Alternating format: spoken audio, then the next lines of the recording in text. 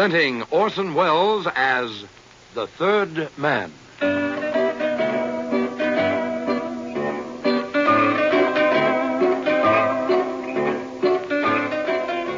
The Lives of Harry Lime. The fabulous stories of the immortal character, originally created in the motion picture The Third Man, with zither music by Anton Karas.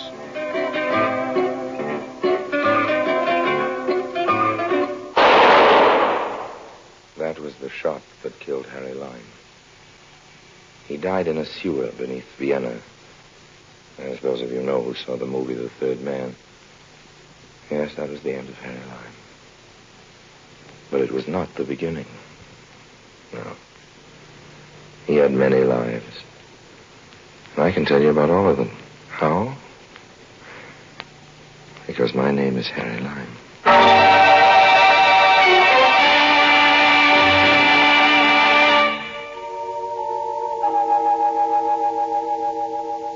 A diamond as big as a hen's egg.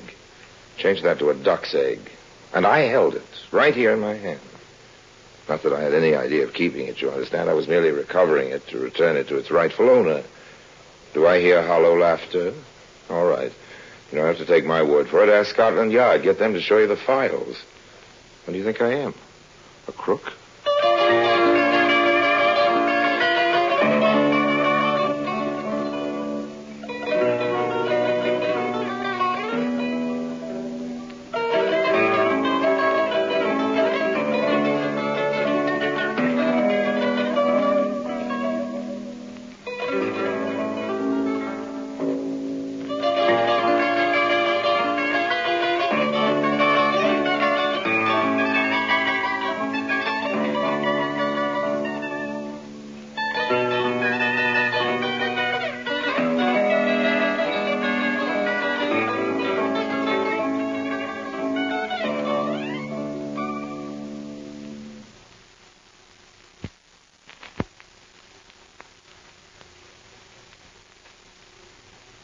And now, Orson Welles as Harry Lime, the Third Man, in The Bohemian Star.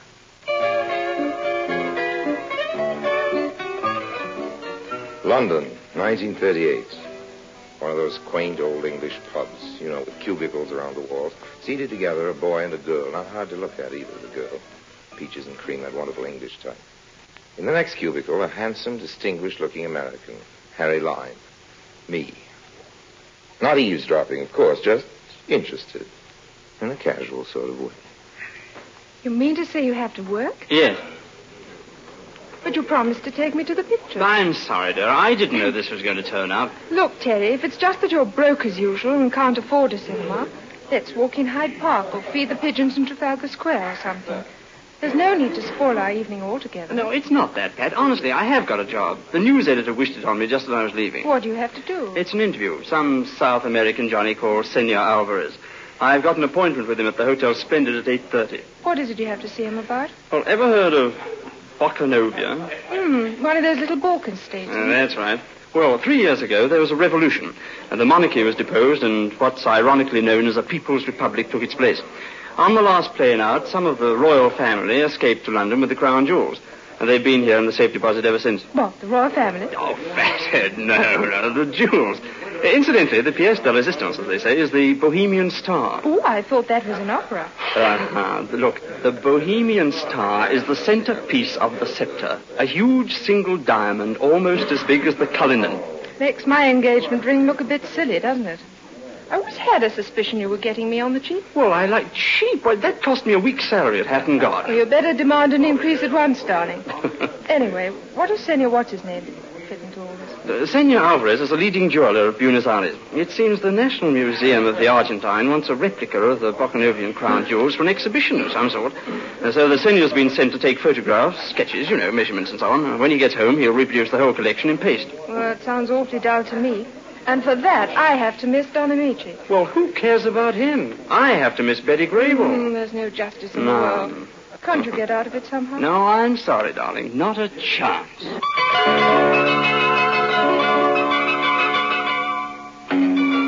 I've always had an interest in jewels, purely academic, of course, particularly diamonds, particularly big diamonds. My night was free. I was feeling in a benevolent mood, so I did what anyone might have done.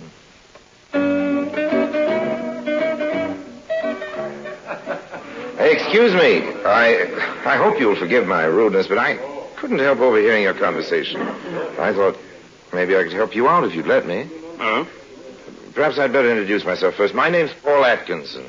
Paul Atkinson? Not the Paul Atkinson of American Associated Press. Well, I do an occasional stint for the AAP. Oh, gosh, I read your articles every week. I'm Terry Freeman of the Clarion. Glad to know you, Terry. This is my fiancée, Miss Pat Weston. Hello, Pat. How do you do? Look, won't you sit down? Oh, thanks. This interview you have to do is sort of spoiling your evening together. I understand. Oh, just one of those things, you know. There's nothing we can do about it, I'm afraid. When do you have to turn your copy in? 10 o'clock tomorrow morning. 10?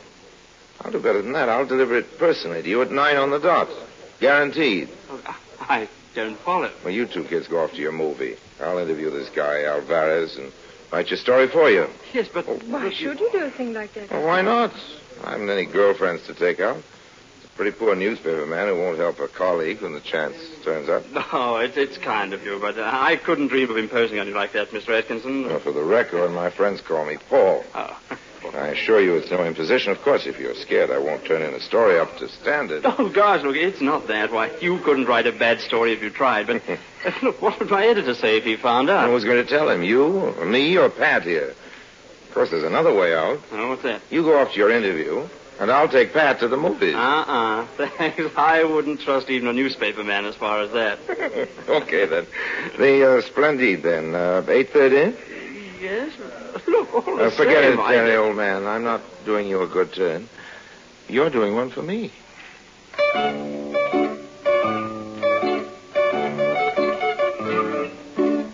On the dot of 8:30, I pressed the bell to Suite C, 3rd floor, Hotel Splendide.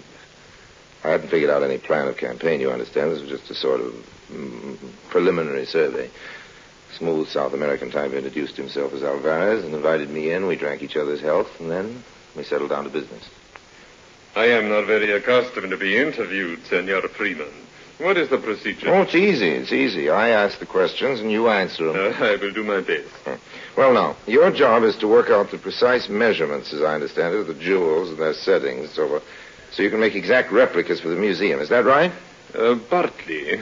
But you understand it is much more than a matter of mere measurement. Oh, yes, I guess it must be. There is the color of the various jewels, for instance, and some of the settings are of extremely intricate filigree. Tell me, senor, how did you fix it to gain access to the jewels? It was necessary for me to make formal application to the Bohemian Royal Court in Exile. And you found them cooperative? Well, naturally, one does not expect these favors for nothing. Oh, yes. There will be a certain, how shall I put it, financial adjustment. Yes, I see.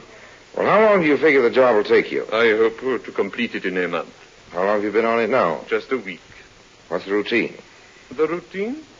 Well, I dare say there's an armed guard and so on. Oh, but of course, that is inevitable. The Bohemian star alone is worth £500,000. Yes, that's $2 million. Who provides this guard? The insurance company. There is a room at the safe deposit. And each morning, the item I require is taken in there, and I work for me. Under observation? Yes. There are 2 detectives who never take their eyes off me or my secretary. So you have a secretary, too? Yes, Manuel Arizza. He should be here soon, so perhaps you will meet him. That's fine. Now, tell me, senor, could it be arranged for me to come along one day and watch you actually at work? I cannot say as to that. Make a much better story, you know. Perhaps so. But it would be a matter for the Bohemian authorities. Okay. I'll put in an application tomorrow. Will you support it? Naturally. Fine, that's settled then. And now I guess... that must be my secretary now. I am in here, Manuel. Good, everything is fixed, Pedro. That very obliging gentleman, Senor Meyerson, has finished the paste copy of the Bohemian Star, and I have it with me now.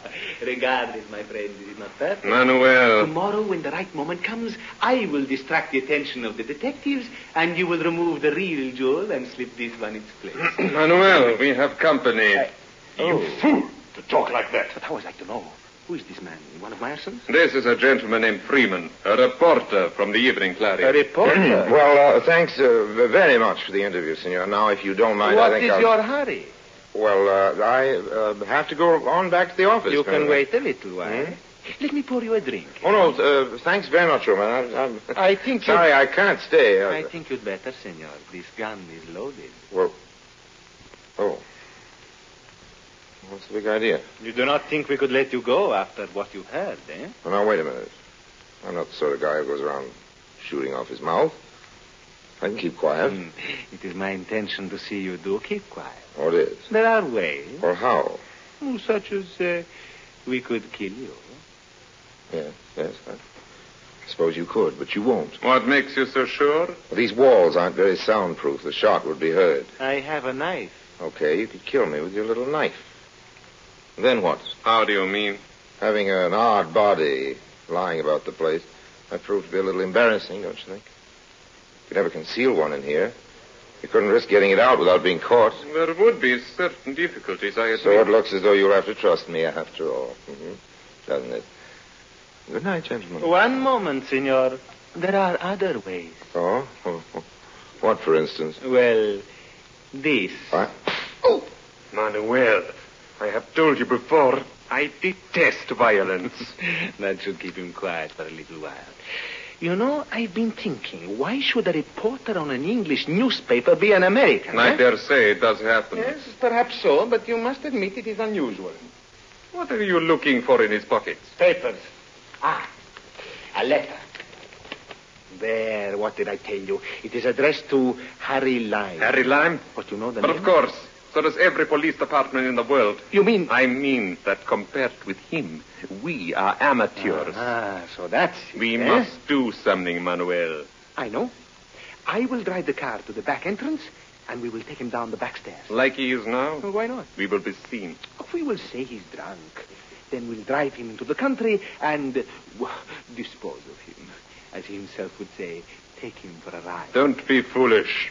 There will be no killing. But surely... We are jewel thieves, not murderers.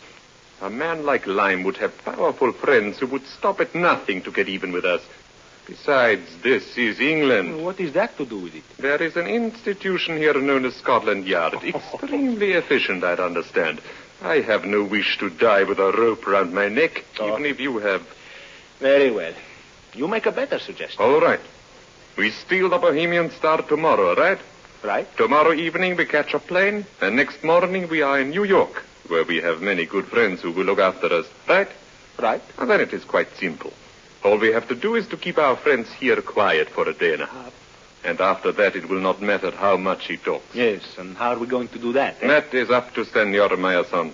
He must find us a quiet place somewhere and a reliable man to see that Senor Lime does not escape till we are clear. I will telephone him now. Aha. You are waking up, senor. We are going to take a little journey soon, but I do not think it wise you should appear in public like this. Do you? That's better. Pleasant dreams, senor.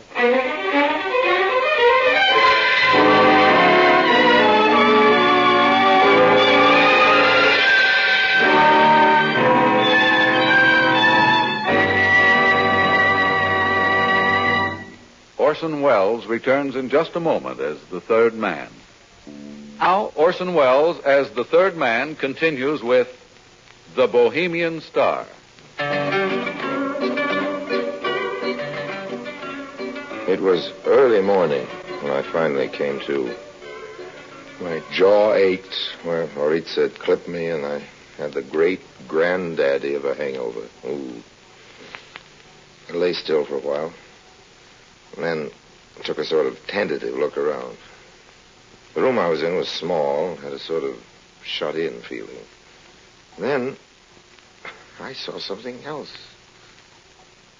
A man. One of the biggest, toughest, ugliest characters I'd ever clapped eyes on. Though, in a way, he looked sort of nice ugly, if you know what I mean. Not the mean type. He stood up when he realized I was awake, and as soon as he spoke, I knew I was right about it. What's it, chum? Have a good sleep? Well, you ought to know. Been slumbering like an innocent babe, you have. Here, how'd you feel? Well, like something the cat dragged in. There wouldn't be any coffee on that stove, would there? No. No. But I can fix you up with a nice cup of tea. The kettle will be boiling in a minute. Oh, that's fine. Say, what's your name? Charlie. Mine's Harry. Pleased to meet you, Harry, I'm sure. Charlie, old man, where are we? That'd be telling. How'd I get here? Sorry, chum. I ain't allowed to give no information. Strict instructions. Understand. How's that tea coming along? Won't be off a tick now.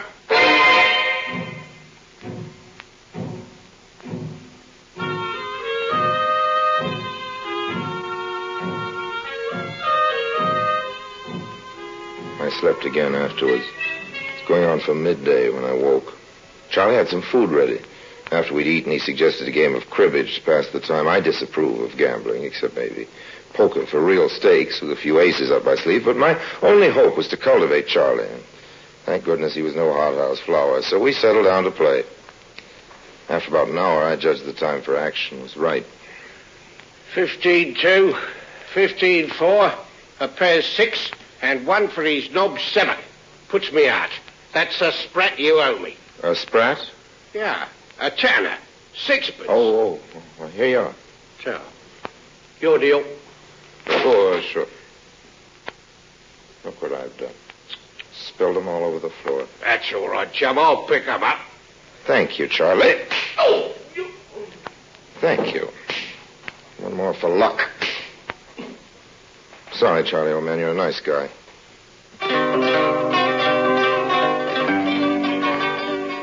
I tore up a sheet and bound and gagged Charlie. He had some keys in the pocket. I let myself out. My guess had been right. I was somewhere in the East End. I walked till I found a main road and then called a cab.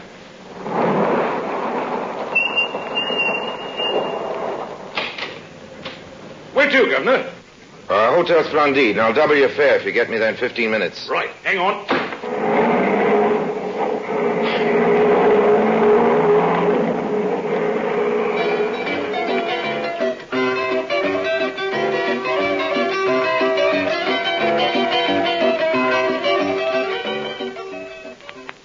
There was only one way to tackle this job, the bold approach. At the Splendide, I went straight over to the desk and asked for Senor Alvarez. Sorry, sir. He's not in at present. Well, how about his secretary? Well, he's not in either, sir. They haven't checked out, have they? They're still staying here. They leave by plane for New York this evening, I understand, sir. Is there any message? No, thanks. That's okay.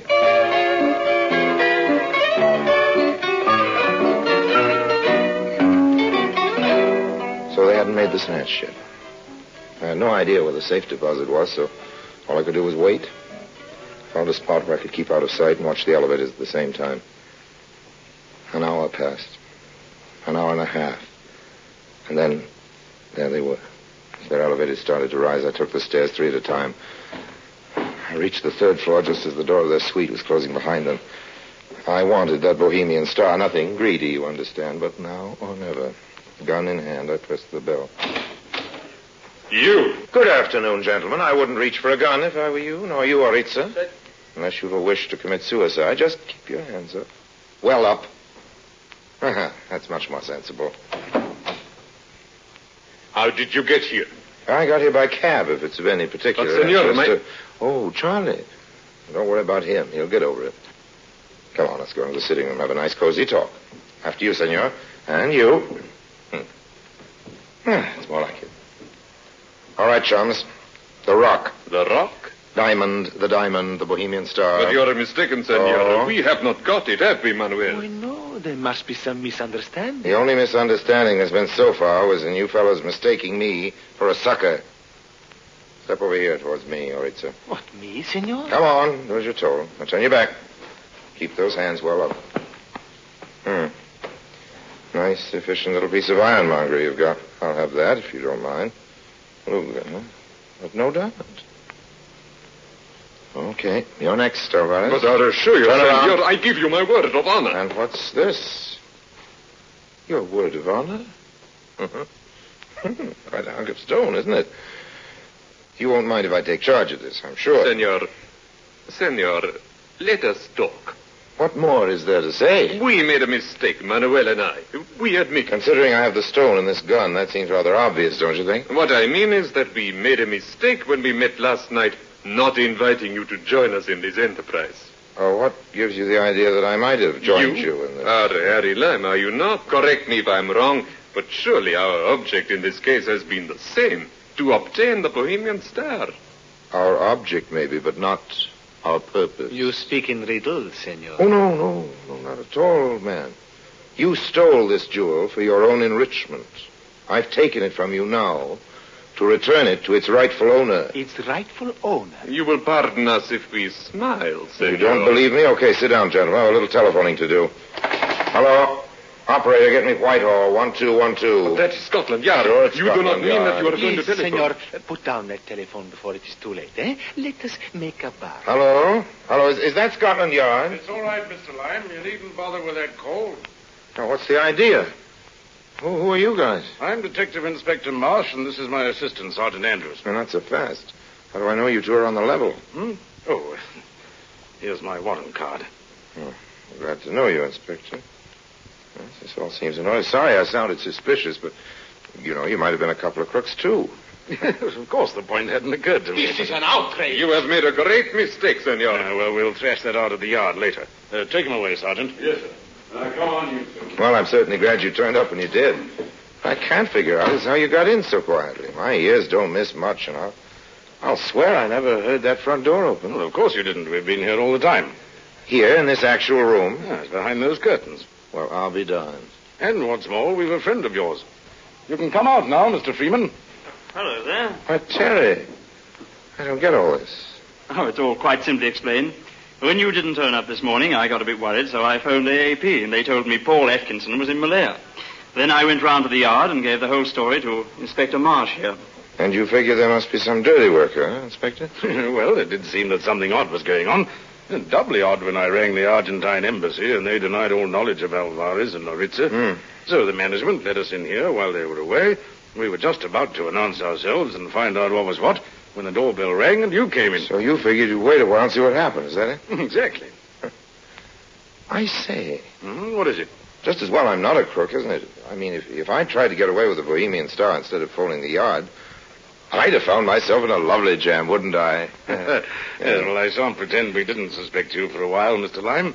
But we know now that you're an honest man. That's all right. It's not everyone who'd risk his life the way you've done. Oh, that's okay. Yeah, I guess you better take this stone, Inspector. I'll be glad to see the last of it. Oh, thanks. Of course, you realize there'll be a reward. Oh, no, please. No, but my dear fellow, it's no more than you're entitled to. Don't you agree, Mr. Freeman? Oh, certainly. I'll see the matter's taken up with the Bokanovian authorities, and you'll hear from them in due course. Well, if you insist, though. After all, I was only doing my duty. And Terry, I really did intend writing that story for you. I'm sorry I slipped up on it. Hope okay. You didn't get into too much trouble with your news editor. Well, there was a bit of a row, but that's all right. Oh, it will be, old man. It will be. Just wait till he sees the story you've got for him now.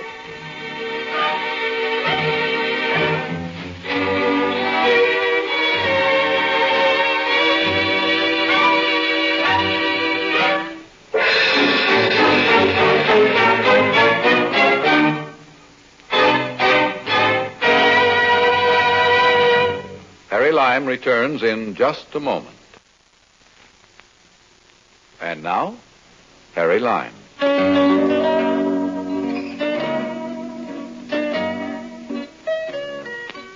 Right here, maybe I'd better hand in a little explanation. You're wondering what particular stroke of luck or lunacy led your old friend Harry to settle for just the reward, not to try for the diamond itself, at least while the going was good. Well, first of all, it was a very tidy little reward. And secondly, when I first came into that room, I just happened to notice the tip of what was unmistakably the shoe of a policeman sticking out of the curtains. Now, you may think that knowing I wasn't alone with a couple of crooks, that the realization that Scotland Yard was tuned in on our conversation had something to do with my decision to, shall we say, play it straight. That's what you may think. In fact, you'd be silly not to.